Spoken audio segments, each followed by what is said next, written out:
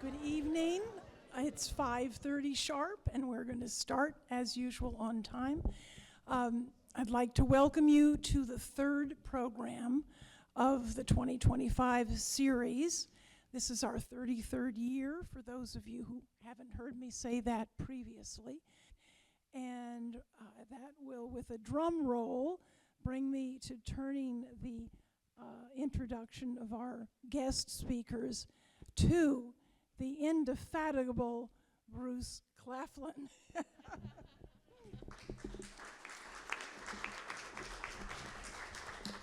I'm going to have to look up that word.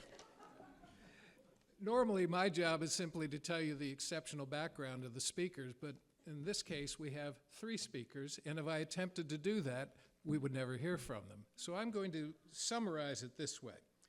Our speakers are exceptionally knowledgeable about Maine waters, and it's through both formal education as well as practical on-the-water experience.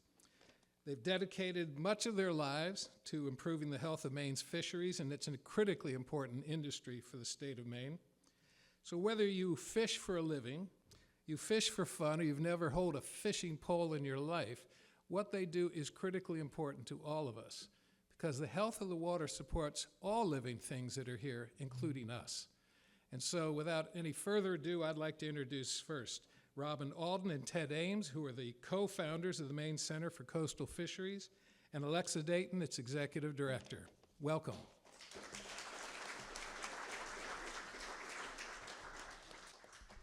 Let's see if I can do this without falling down. That must be what indefatigable means. Oh, great. Well, thank you so much, everyone, for welcoming us here tonight. My name is Alexa Dayton. I am the executive director at the Maine Center for Coastal Fisheries. This is a post I've really been privileged to hold for the past 3 years. It culminates my fascination and enduring commitment to keeping the state of Maine this wonderful place that it is. I hold a PhD from the University of Maine in fisheries science, policy, and economics, biology, and I dabbled in engineering prior to that, but the real life lessons have come through my work on the water with amazing folks like those we're going to hear from tonight. So I'll pass the mic to Ted Ames to introduce himself, and then we'll keep on going. Thanks, Alexa. I'm Ted Ames. My wife, Robin, and I did, in fact, start MCCF with Ted Hoskins a few years ago. And we're delighted to have Alexa aboard with us. I've fished commercially for lobsters and groundfish for most of my life, starting with Vinyl Haven, where I grew up, then off to Bass Harbor, and eventually Stonington. I also fished for scallops for 14 years during the mix. So I'm well acquainted with our coastal fisheries. I also have a master's in biochem and taught for several years. And this gave me the tools to start my research into historical fisheries ecology. And started me on a decades-long search of research culminating with a McArthur Fellowship, which really went well with our resource center because we, for a period of time, ran a lobster hatchery and to try to supplement the reports that there were so few larvae being, lobster larvae appearing in Penobscot Bay, that we felt it an important project to start on. My final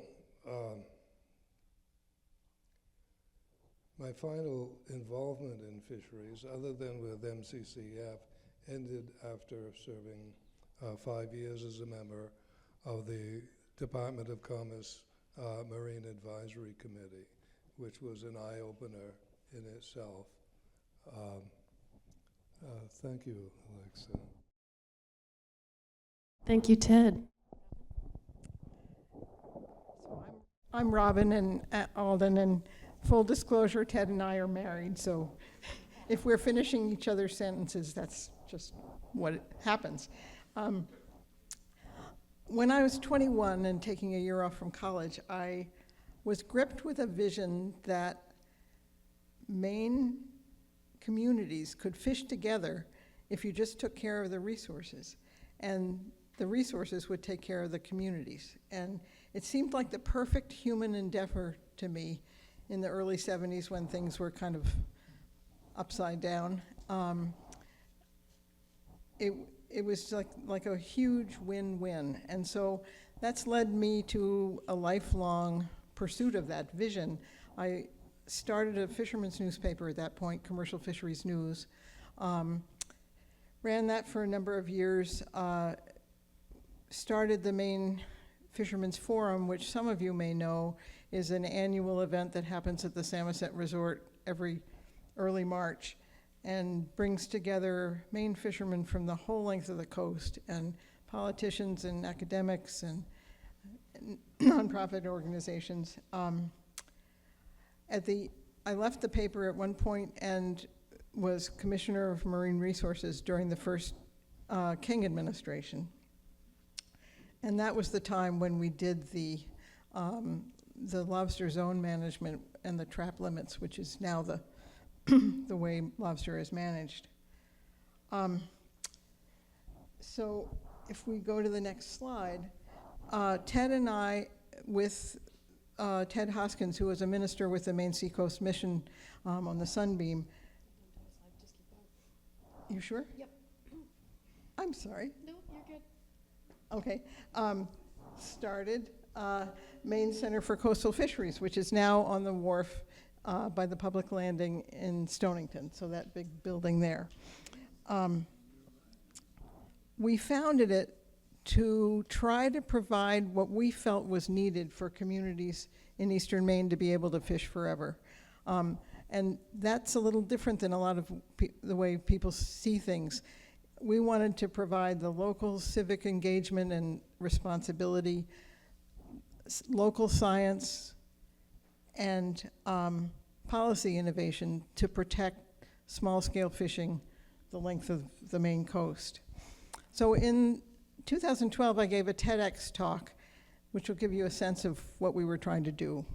I said, imagine a place where a resilient economy is based on healthy and diverse fisheries, and over time, that both the economy and fishermen continually adapt to the ever-changing climate and marine system, changing what is caught and sold, working within its bounds. I retired from the center in 2018, and happily, the center is now in the hands of Alexa, and I'm so pleased to be able to support this ongoing mission and the trajectory that you're taking it on. Thank you. And I don't know how many nonprofits can say they have two executive directors from 20 years working together still to this day with a shared passion. So thank you to both of you. All right, so just a brief outline of our talk tonight. So I want to just reflect on a moment. So why are we here? So I will just say that the job I ever had essentially had the word Maine in it. And you know what?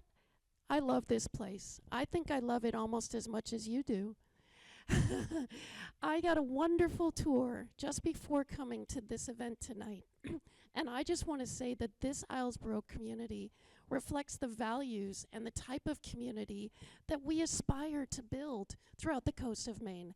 And not just build, but thriving, continuing, growing, year-round community, school, shops, people who care about one another. And the fact that you've done it here is really a hallmark. So before we leave here, if you take away nothing else from our talk tonight, the fishing industry, we believe, is the backbone to that success on other coastal communities. We fundamentally believe that fishing, and if you don't care about fish, that's okay, But year-round community stems from that commitment, that involvement, that caring, that deep engagement with the environment that we are here to enjoy. So that place for me is extremely special. And when there are fishermen, we believe there is a year-round community. So we're going to take you through some dimensions of what that looks like. And if it's a bit of a fisheries-heavy talk, we apologize. But we think you're interested in some of the technical aspects. A little bit of the science, a little bit of the management, a little bit of the background, how we got here over 50 years. And so before I get started, I'm going to go ahead and say, this is why we're here. We love it. And local economy really matters. But the problem is we can feel it shifting, right? You come here, you've seen the aging. Bruce described older population is really a problem. As we age out, we need to attract new people, younger people, create local economy for them to want to be here. So let's go ahead and start with our theory of change for tonight. We believe that this right here matters a lot. This is an incredible portrait of what it takes to live in a strong, rural, very, very natural resource-dominated environment. This way of life, we believe, depends on having an owner-operator, near-shore, diverse fleet. And that's different from a corporate fleet that may go out on multi-day trips, right? So let's get into some of those differences and understand why a nearshore dayboat fleet would provide coaches and mentors, and they're home at night, and they have families, and they're participants in the schools. So before we go into what it takes today in MCCF's work to keep this going, we've got lots of projects we can talk about. But I thought you would be interested in hearing from someone we've all grown to love and care about and really respect for his experience. And again, the things I learned in school were nowhere near what I've learned from deep, radical listening to the folks like Ted and the influences that brings. So Ted's going to take us through just a little bit of his background and his journey, if you will, through the groundfish era. Does anyone know what a groundfish is? Come on. Yeah? What is a groundfish? Yeah? What else? Yeah? Okay. Cod, haddock, halibut, flounder. And these generally are caught. They're flatfishes that can be often caught in the same gear type. So Ted's going to take us through the journey of shifting from these species and understanding how we came from a very diverse fishery to where we are today. All right, Ted, take it away. Uh-oh. We're in trouble.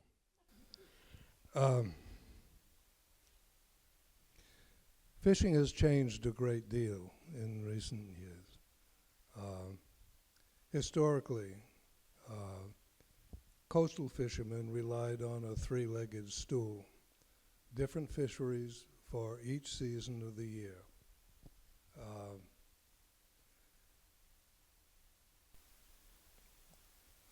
In spring, some people set out a few traps and lobstered. Others started seining for herring or ground fishing for cod, because that's the season when they come back up on the shore. By summer, more fishermen were shifting over to lobster fishing, or seining, or ground fishing for cod and haddock. Some would, in the summertime, there used to be an abundance of pollock that would arrive mid-year south of here, but certainly in amongst the islands, in particular Seal Island, while I was engaged there.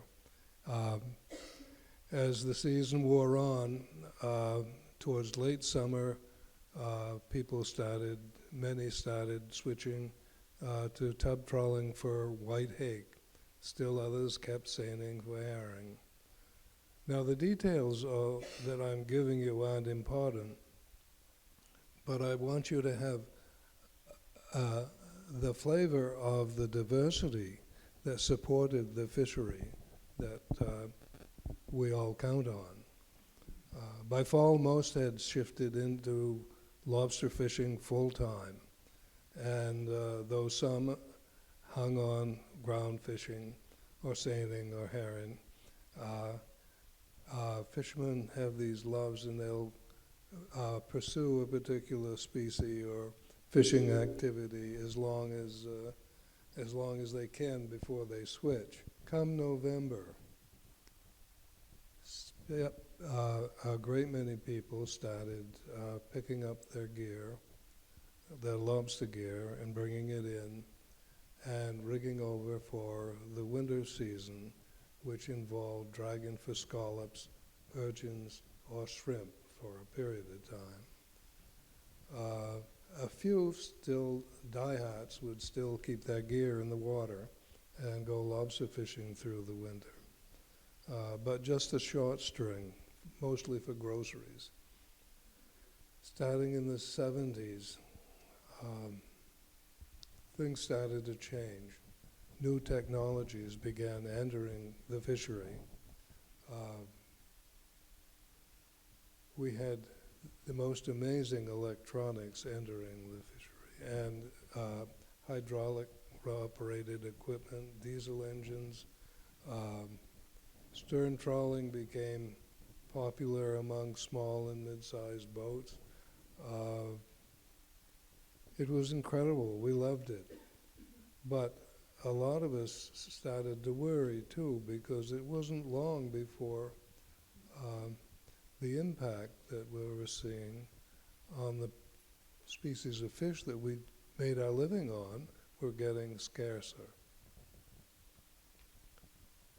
I led a group of coastal gillnetters in the 80s and 90s, and we argued in support of placing limits on fishermen in terms of how, when, and where they fished.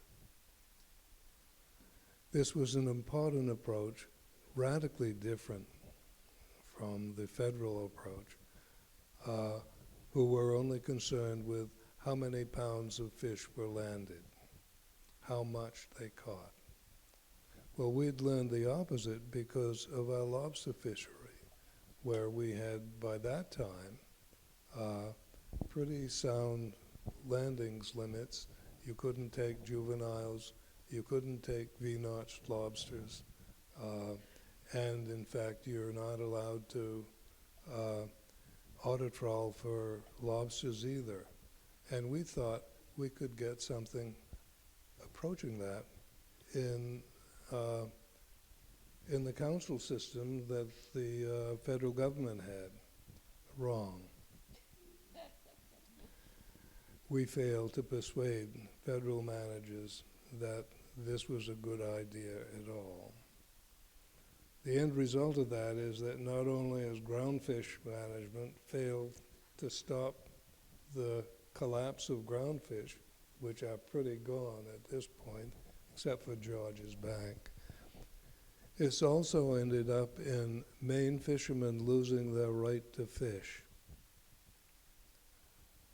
These traditional stocks we used to fish seasonally suddenly were part of the federal government's realm, and you needed a federal permit to catch them.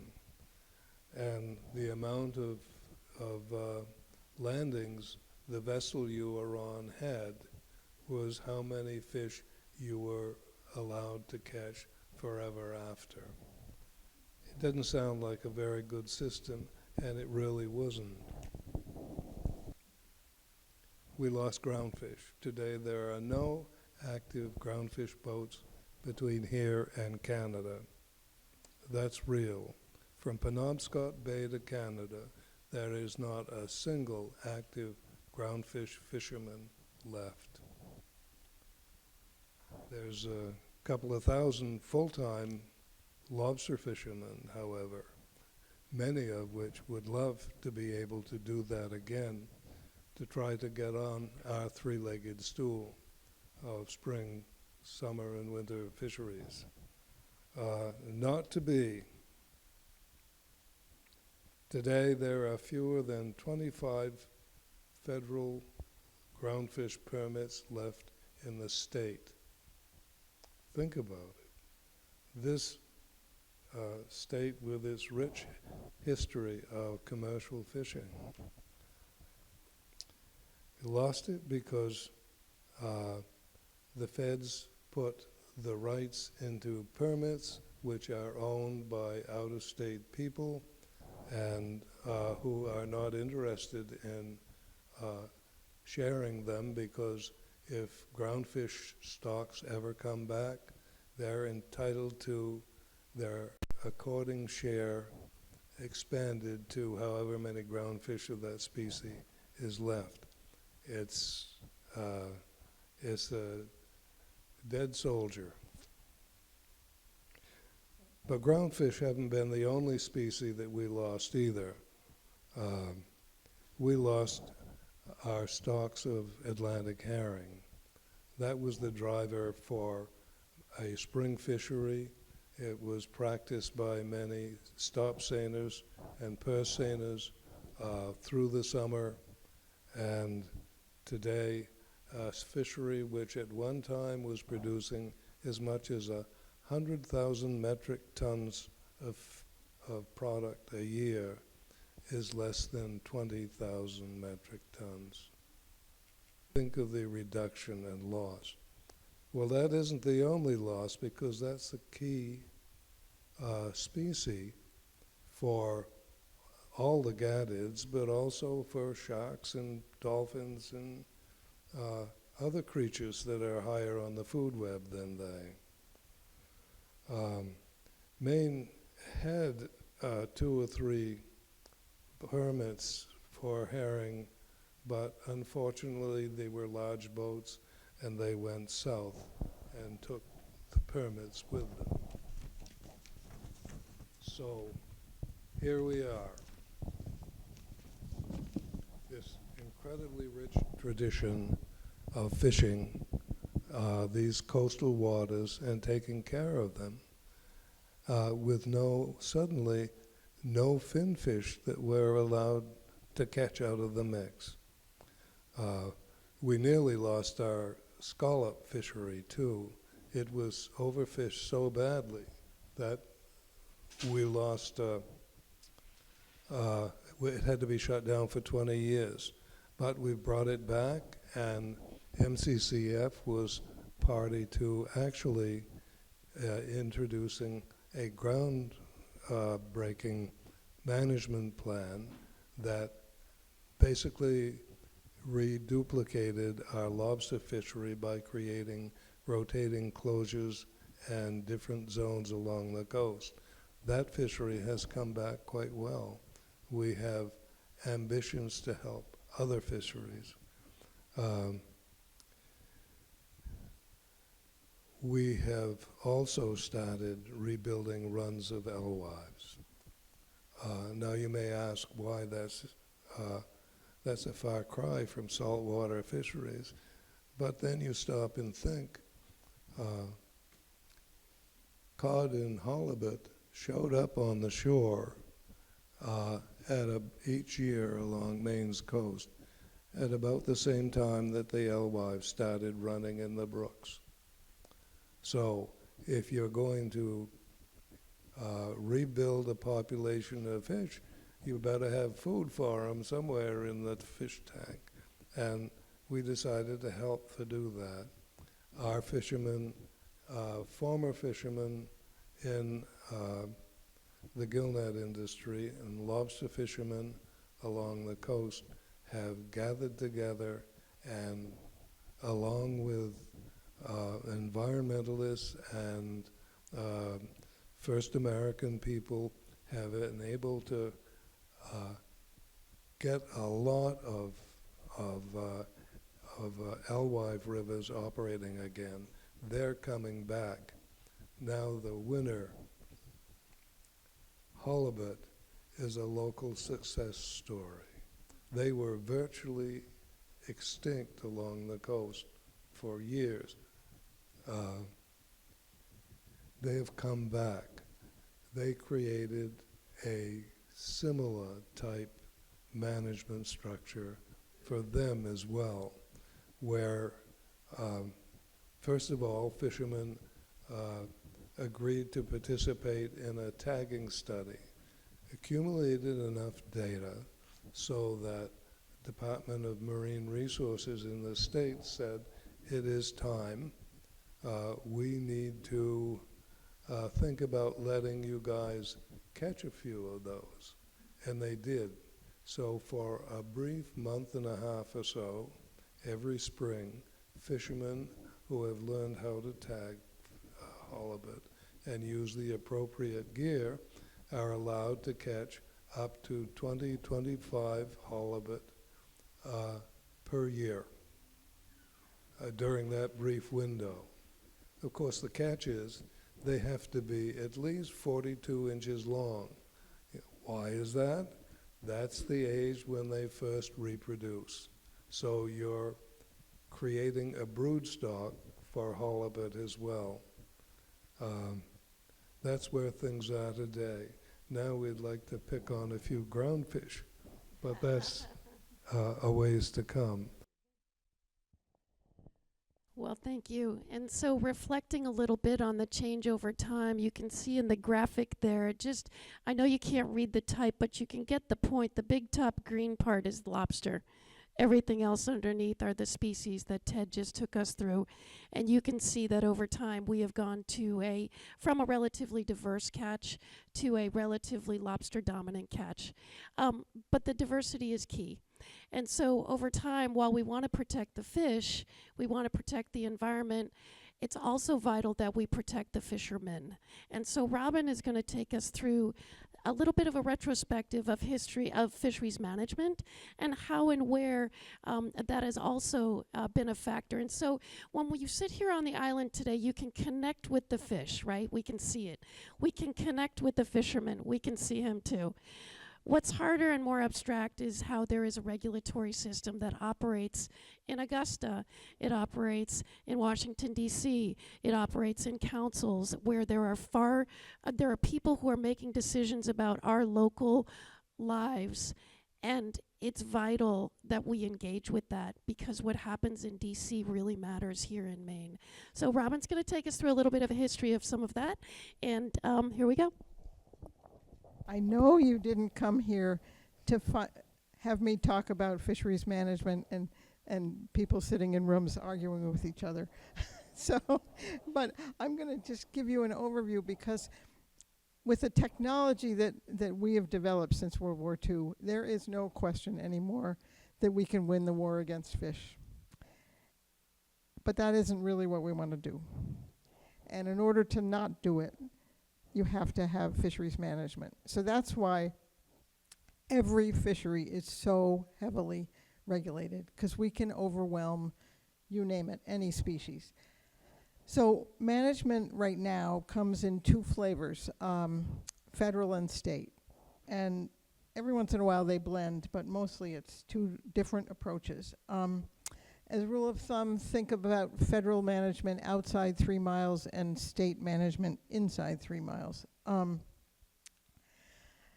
The two, state and federal, have really different approaches to management, and the outcomes of over the last 50 years could not be more different either. So federal management has dominated virtually all fisheries. Since 1977, when the Magnuson Act passed, that was the 200-mile limit that excluded the foreign fleets that had been just devastating the stocks off of New England.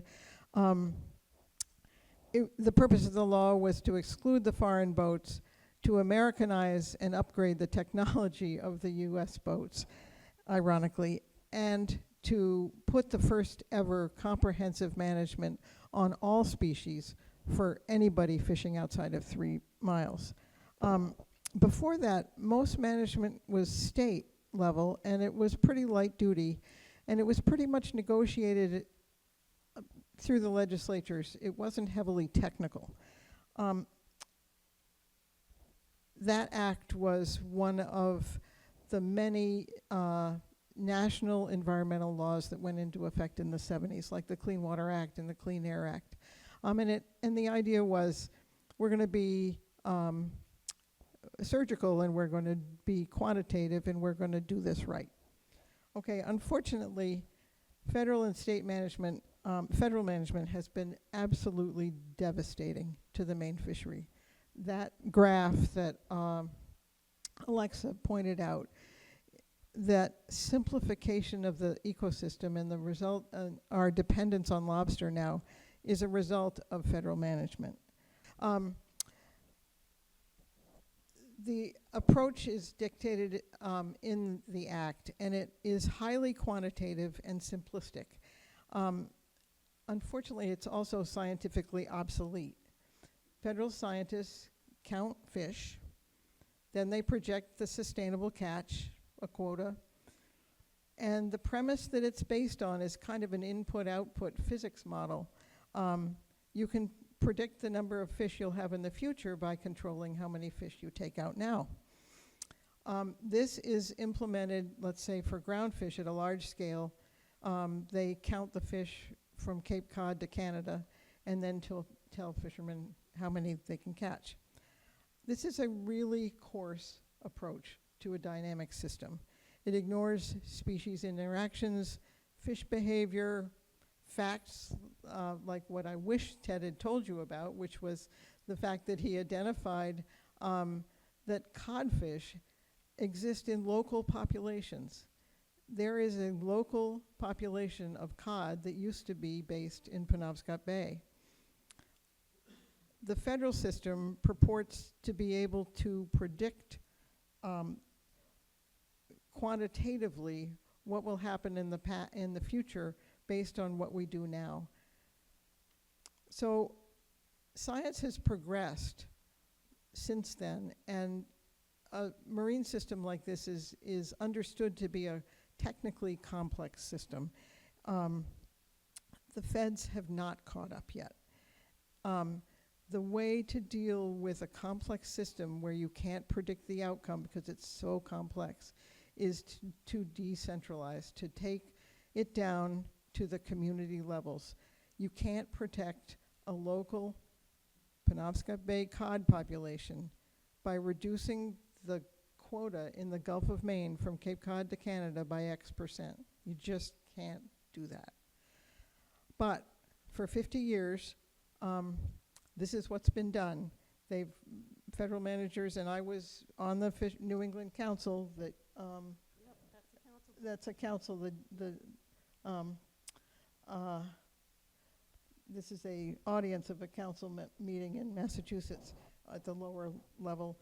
I was on there when, both as a public member from the state of Maine and also as Commissioner of Marine Resources, continued to lower the quotas, stocks decline. Limit number of fishermen, stocks decline. Support consolidation of fishing rights, stocks decline. Then change the baseline so you can claim that you aren't overfishing anymore. Now, as Ted said, the rights to groundfish are owned by shoreside entities, and the fishermen that are fishing them lease the quota. And Maine fishermen have been excluded. So you've heard all that. The good news is state management and what we've learned operating the lobster fishery. Maine state lobster laws now extend into federal waters, and this is a huge concession by the federal government. It took about 15 years of negotiation and argument to get this. But what do we have as lobster rules? Think about it. Instead of counting lobsters and doing a quota, we built the rules on traditional rules like breeders, protecting juveniles.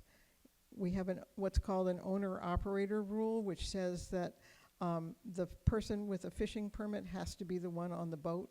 That means you're responsible. Your livelihood is at stake if you're arrested for doing something wrong. You've limited the technology, which is a huge thing. I used to talk to other commissioners from other states, and they would say, well, we can't limit technology. That's not American, or that's, and instead we've limited lobstering to traps. with limited trap numbers, undoubtedly not enough, and we don't have consolidation. Probably the most important thing that we've done as we've had this population boom in lobster is limit geography. Lobstermen are limited to fishing in a zone or two. There are 7 zones in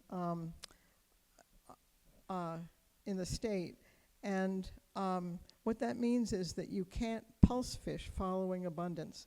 And so as the lobster abundance moved east along the coast, you would have had lobstermen from further south pouncing on local populations. We were talking about pogies earlier with Bruce, and what happens when somebody from Stonington comes and catches your pogies? That's the kind of thing that geographical boundaries can limit. So I just want to say that this approach that Maine has taken with lobsters is kind of the root of what we're trying to do through the center in all fisheries.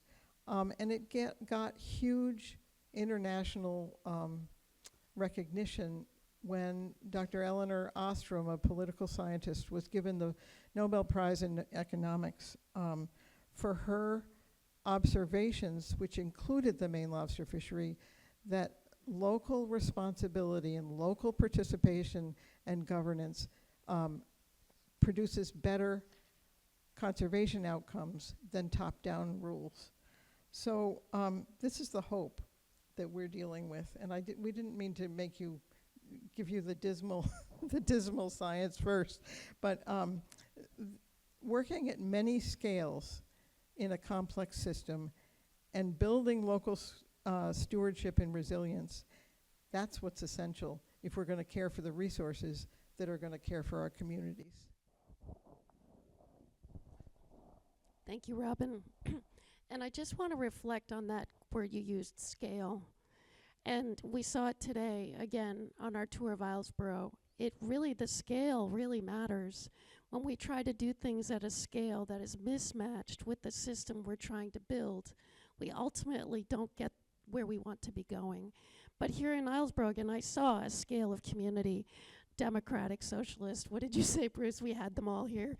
And you can figure it out when you have that kind of a commitment and at that scale. So back to our theory of change with the Maine Center for Coastal Fisheries for a moment. Really, we believe that ultimately when you put together different paradigms and different outcomes, that if you were to have a system where ultimately on the right you had corporate fleets making multi-week trips, the crew might be resident, imported, they're going out for 2 weeks at a time, they come back, and they're really driven by shareholder profits of a corporation that wants to derive a revenue return. What you really get then is management involvement of large corporations saying, managers make decisions to protect our business interests. And while that may be okay, in corporate worlds, when you're talking about a public resource with a community that derives a living from it, we ultimately really want to protect every participant. That's the key here. And so the alternate paradigm that we're introducing to you tonight is that you can have a diversity of species that are prosecuted by an owner-operator fleet where the captain is on board. They go out for the day. They come back at 3 o'clock in the afternoon and offload their catch. They go to coach the school. They go to the participants in their community. The crew can live in the town, and there's housing. And really, when such a person goes to a council meeting to advocate for an outcome, they're really thinking about the future of their next generation. And that's what we see time and time again. It's driven by an interest in protecting that for the future, ensuring that legacy, the handoff, the intergenerational continuity. So we really think that this is an important piece of what makes Maine Maine, and many of our programs are then really with this paradigm on the, you're right, in mind. So let's just take a little bit about what this looks like for the Maine Center for Coastal Fisheries. And how do we get there? You know, Ted talked a lot about fisheries and different experiences on the water. Robin took us through the work that the councils will do. And these are, again, very prescriptive processes in the councils. So Maine Center for Coastal Fisheries has found that there are voices missing at the table. There are voices that need to be empowered at the table. And often they're shy, right? I don't love standing here with a microphone, a little bit nervous. And imagine a fisherman trying to give comment at a public council meeting. It's terrifying. So really, when we think about inviting this group to the table and we're engaging in convening, this is where we generate that collective knowledge.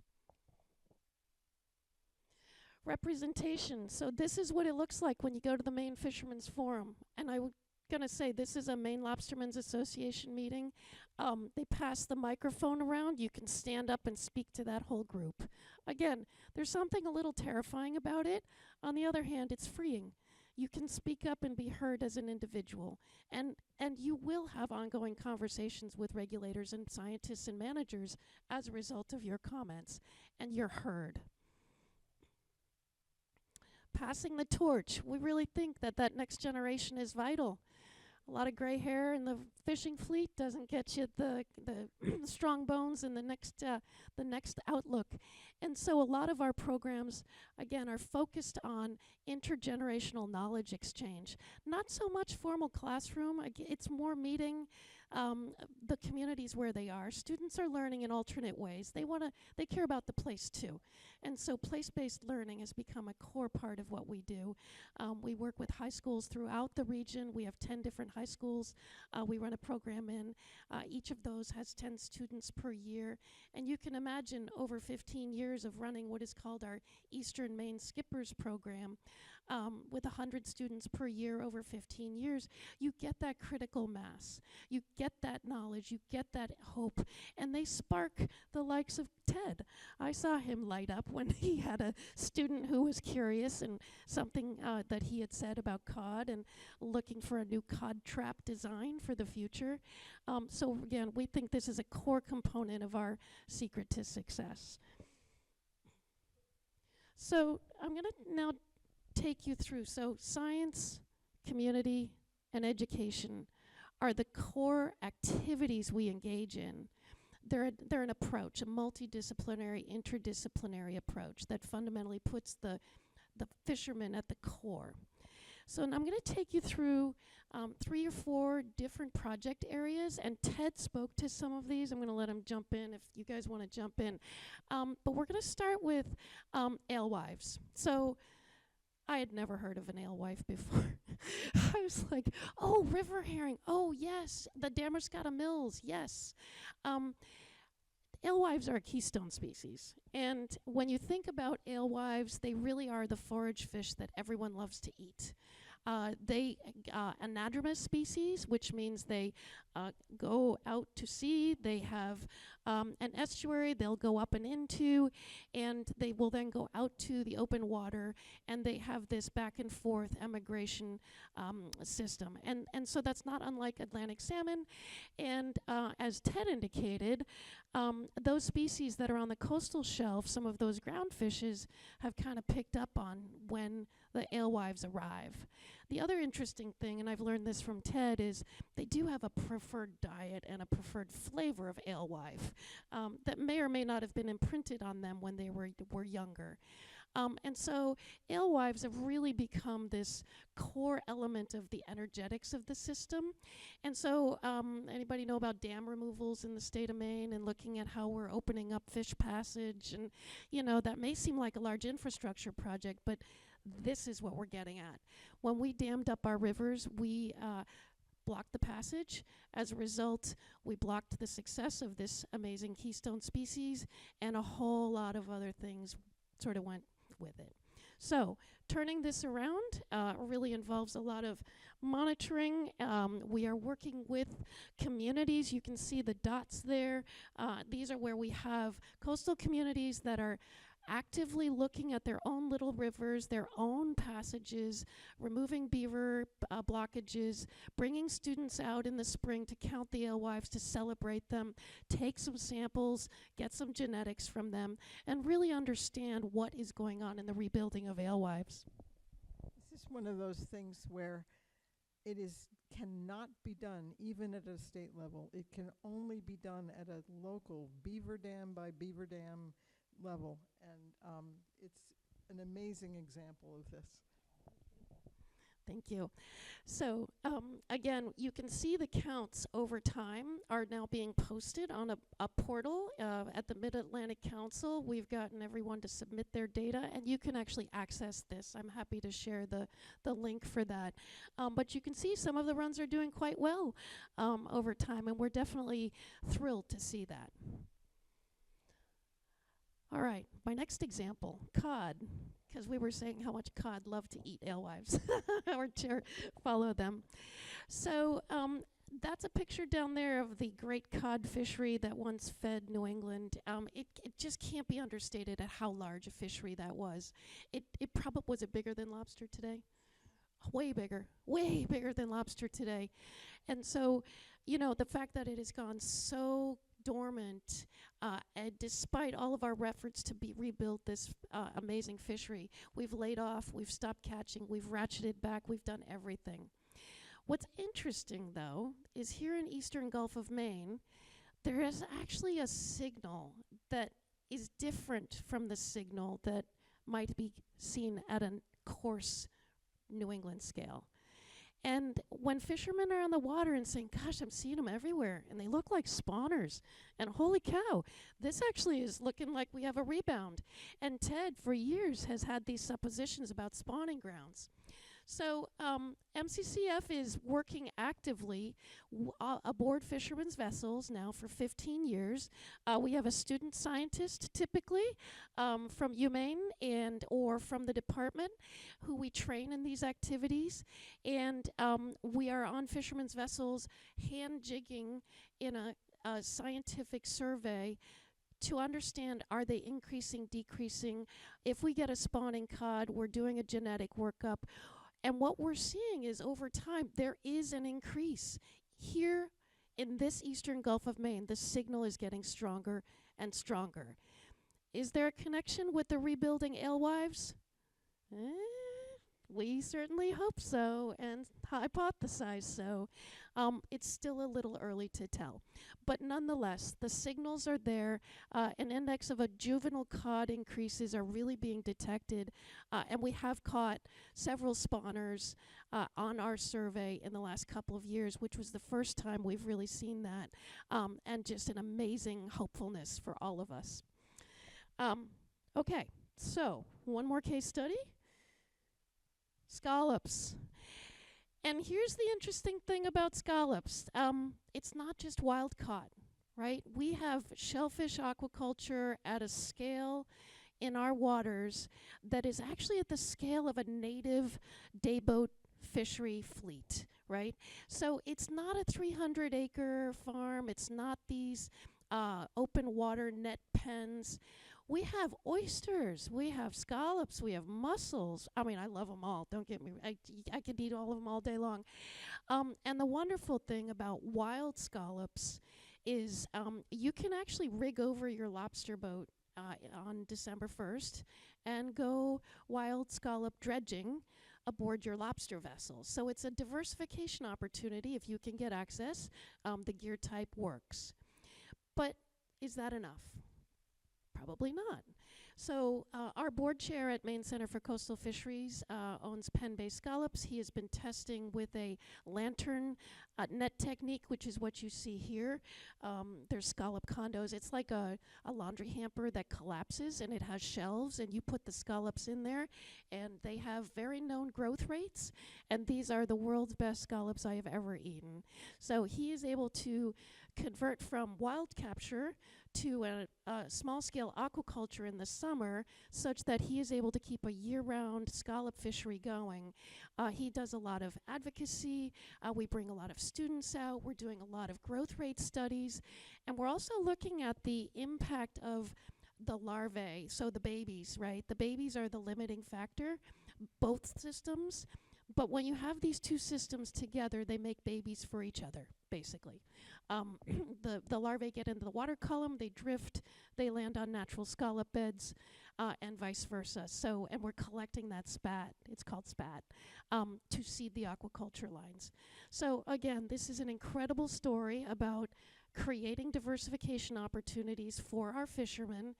We want to keep every one of them working on the water, regardless of how big or small the scale is. And diversifying, augmenting, and enhancing your work is vital.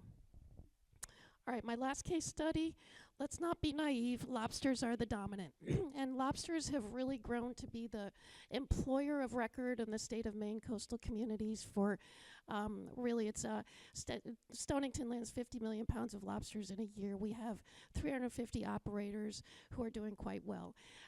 That's tremendous, but we need every one of them and more of them to continue to fish. So this is an industrial scale fishery. It has really, over time, grown, and V-notching practices, local conservation, and having boundaries, as well as collaborative units at the Zone Council, have really kept all of this going. So our work often looks like arriving at a council meeting, helping people understand what's being said, following up, connecting the dots between the individuals, and again, keeping a focus on what management measures could have an intended outcome. Sometimes managers need a little coaching on how to think of a problem, and so we bring that alternate perspective that says, you know, you might be thinking that you're benefiting the economy of a few individuals, but you're probably harming the economy of the entire state if you make that decision. So helping managers understand trade-offs in their decisions is a vital piece of our work. So I'm going to wrap up with just a couple of comments related. You've probably heard about whales in the Gulf of Maine and the concerns about whale entanglement, conservation efforts in the lobster fishery. And again, this is to keep lobstermen going. It's really important that we not just have the big guns, adapt to new gear, and be fine, leaving everyone else behind. So we really have to focus on everybody, every man, every woman is along for the ride. So the State of Maine instituted a large-scale survey effort. They're doing underwater gliders, they're doing drones, they're doing plane aerial surveys, hydroacoustic passive detectors to see if we can listen for whales, find out where they are, and manage our vertical lines in the water. How many sailors are in the room? Have you ever had to leave off or, fall off for a couple of pot buoys? I have, and it's really critical that we figure out this risk reduction for whales.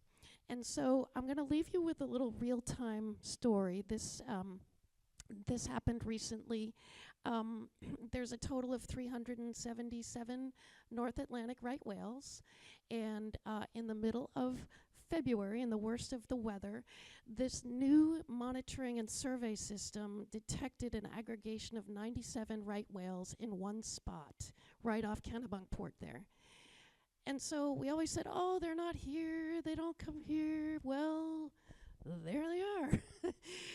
And the knowledge is the power, and what I'm just proud to say, our industry was able to, in real time, at a local level, engage one another in the right conservation and stewardship efforts to remove their gear in the dead of winter at risk of losing their gear.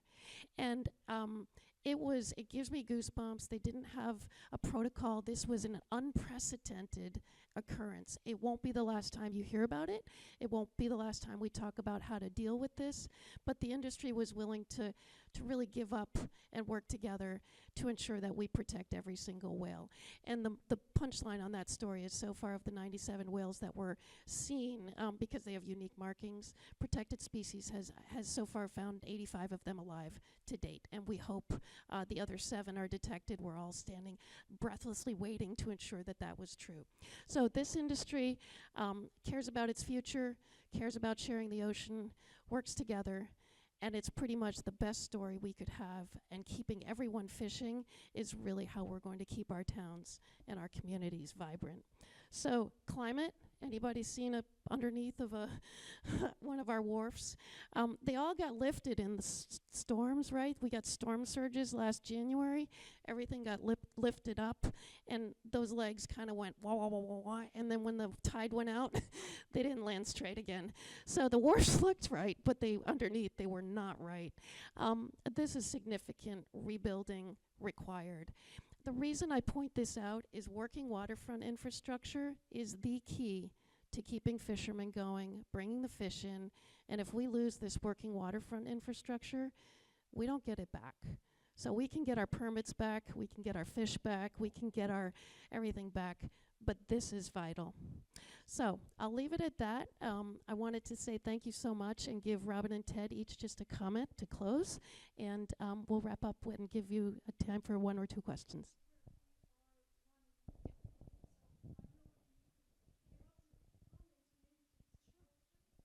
That sounds like a good idea.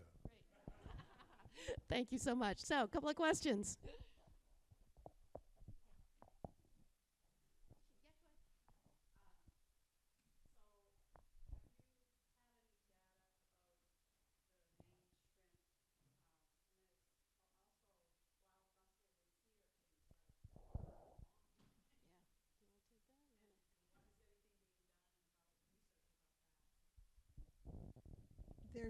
There's been regular shrimp research, and there's been an assumption that the steady decline of shrimp, because it's a subarctic species, that it just was not able to survive. I will let Alexa might know something more about that, because they've been on a decision to stop. So shrimp particularly, there were 7 permits issued this year for the first time in 7 years. They were done by a lottery. The lottery did end up going to folks who were largely on this side of Penobscot Bay. Eastern Maine did not get any permits. But again, the fact that there were 7 issued this year after a 10-year moratorium gives us great hope. And when that data comes in, when fishermen are allowed to bring in the species and they get eyeballs on the water, we get a lot more information about what's going on in the species. It's fishermen's science is critical. So you haven't mentioned anything about sea temperature rise and its impact on the fisheries. I was under the impression that was a growing disaster brewing, and maybe you could just anecdotally add in the introduction of invasive species like green crabs that seem to be ever more prevalent. Yeah, okay. So the Gulf of Maine is a really interesting body of water, and yes, it is warming, but not uniformly. And we actually get cold water influx from the Labrador current. So it comes down the Scotian shelf, and it eddies back in around the tip of Nova Scotia, and then it sort of does this counterclockwise circular through the Gulf of Maine. We have actually this year been colder than we have historically. So it's not uniformly up and down and not at every level. So yeah, we're seeing things go a little wonky, and that does mean new species, different species, success of certain species, and introductions of others. So we're keeping an eye on crabs, we're keeping an eye on all kinds of things, but the water temperatures aren't unfortunately predictably just doing this. There's a lot of that. And again, that's Mother Nature, and getting access to new species would be, I think, a project for us. So squid, we're seeing more squid. Swans Island, lots of squid everywhere. We currently don't have a squid fishery. Should we? Probably. So that's the kind of questions I think we can be asking ourselves. Yeah, you mentioned at the beginning of your talk that juvenile lobster numbers were down. I thought that's what you said. Is that in fact true? And is that what you're seeing? That was before. So at the moment, larval settlement, so it's juvenile lobsters stage 4 are when they kind of become real to the fishery. Before that, there's a lot of life stage failures. We are seeing them hold steady, but we're not seeing them go up. guess it's kind of a wait and see. Early settlement collectors, there's a whole program along the coast of Maine to every spring go out and sample juveniles. And in parts of the coast, it's down. In parts of the coast, it's stable. In aggregate, you might say no change. But again, this local scale really matters. Zone C, where we are in Stonington, we've seen the largest decline, but we also saw the largest increase at some point. So. And the juvenile settlement index had been way down when we started the resource center.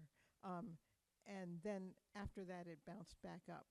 So that was really old history at that point. And now, and this is all the question about water temperature and your question.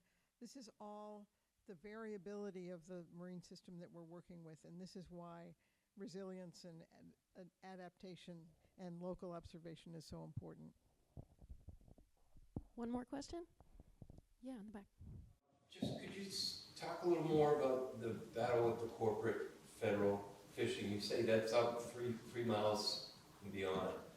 I'm from Cape Cod, and they drag they come out of New Bedford, and they have a certain amount of hours to run, and their holding tanks are 10 times bigger than any local boats, so they basically beat out the local fishermen pretty quickly.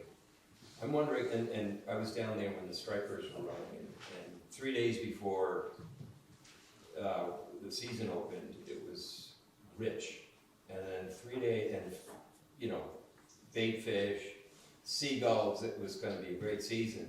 Then the draggers came through, and there's nothing after. It's just devastating. And I'm just doing it for sport. I can't imagine trying to do it for a living. Can you speak to that? It was a rough council meeting when they brought that forward. That is a big question, and that is an equity issue, and that is what Robin was talking about, the interplay between federal and state regulations.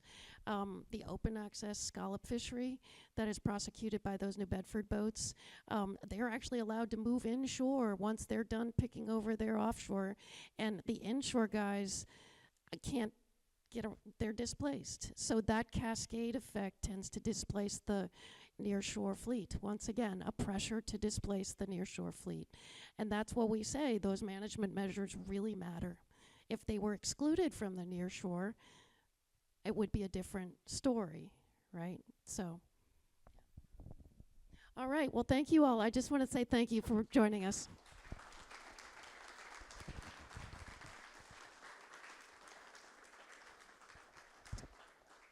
Thank you so much. I think we all can be impressed with their mission, their goal, their educating of the young people, and attempt to mobilize the local communities. I loved the story of the right whales and the community fishermen mobilizing to do, quote unquote, the right thing. Most of my life has been in the corporate world, but I can criticize them for being so short-sighted, for managing their businesses to the quarterly presentation of their results. And what you've described is people who are thinking about their children and their grandchildren as the indigenous populations did. And I knew Eleanor Ostrom. Yeah, she was fantastic. She was a great student of the commons, which is a concept that, well, we probably could return to or need more of these days. So I found your talk extremely resonating for me. And could we visit you in Stonington, where your headquarters is? So if you're sailing or powerboating over or going for lunch, then why don't you look them up and learn some more? Thank you so much, and we'll see you next week. And the basket...